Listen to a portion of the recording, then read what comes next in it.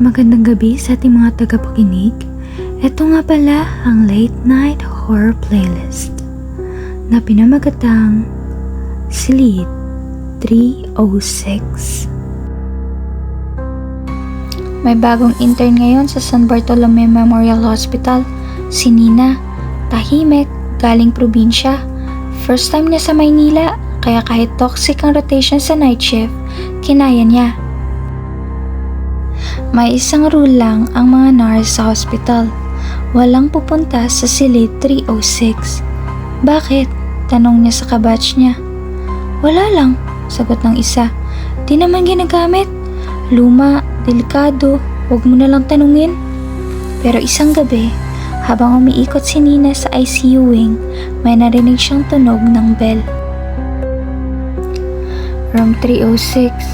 Nagulat siya. Paano may tunog? Sinabing walang pasyente roon. Lumapit siya. Nakasindi ang ilaw sa loob at bukas ang pinto. Hello po, tawag niya. Nurse po ako. May tao po ba? Tahimik. Pero may nakita siyang silhouette sa kama. Nakaupo, nakatalikod, mahaba ang buhok. Mukhang babae. Dahan-dahan siyang pumasok. Nasa likod ng kortina ang pasyente. Umusog siya, pinilit ngumiti. Ma'am, kailangan niyo po ba ng... Pagdungaw niya sa kama, walang tao, pero may nakasulat sa salamin. Huwag mo akong gisingin. Kinabukasan, sinabi niya sa senior nurse. Nagtawanan lang ang iba. Diba sinabi namin huwag kang pupunta sa 306? Hante daw dun. Dagdag ng isa. May pasyenteng babae dati roon. Nakakoma. Wala ng family. Iniwan. Gabi-gabi binabantayan ng mga nurse. Pero isang araw, nagising. Umiyak, sumigaw. Tapos biglang namatay. Tapos, tanong ni Nina. Wala. Simula noon may nurse kada taon na nakakakita sa kanya. At laging bago.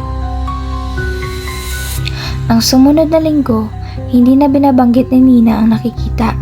Pero gabi-gabi, naririnig na niya ang bell kahit nasa ibang floor siya, kahit tulog siya. Isang gabi, nakatanggap siya ng urgent call. Punta ka sa 306, code blue. Ha? Wala namang naka-admit doon, sagot niya. Hindi ba ikaw ang naka-duty? Puntahan mo. Kinabahan siya, pero sinunod pa rin.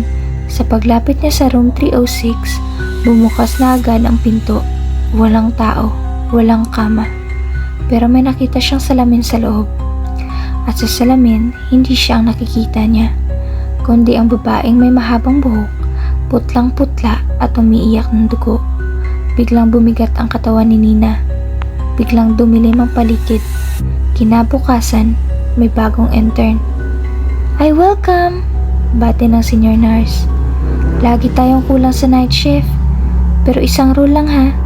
Walang pupunta sa Silid 306.